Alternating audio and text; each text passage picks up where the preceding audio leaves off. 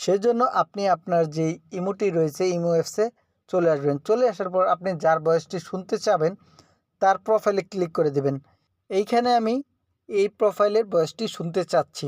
এইখানে আমি ক্লিক করে দিলাম। ক্লিক করার পর এইখানে আপনার যে ভয়েসটি শুনতে চাবেন সেই ভয়েসটির মধ্যে আপনি ক্লিক করে দেবেন। এখানে আমি এই ভয়েসটি আপনার শুনতে চাচ্ছি। এইখানে আমি একটি ক্লিক করে দিলাম। ক্লিক আচ্ছা। করার পর আপনারা এটা স্টপ করে দিবেন কয়েক সেকেন্ড চলার পর।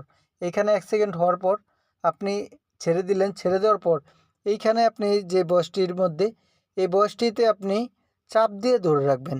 এইখানে আমি কিছুক্ষণ চাপ দিয়ে ধরে রাখলাম। এখানে উপরে দেখতে পাচ্ছেন এ চিহ্ন রয়েছে। এইখানে আপনারা একটি ক্লিক করে দিবেন। ক্লিক করার পর আপনার যে ইয়েটি রয়েছে দেখুন এইখানে বাংলা চলে আসছে। এটা যদি চান যে আপনি ইংরেজিতে করার জন্য এই লেখাতে আপনারা কিছুক্ষণ চাপ দিয়ে ধরে রাখবেন। এইখানে দেখুন এই লেখাটাতে আমি চাপ দিয়ে ধরে রেখেছি। ধরে রাখার পর এইখানে আপনার ট্রান্সলেট আবার চলে আসছে। এইখানে দেখুন এতে আপনারা একটি ক্লিক করে দিবেন।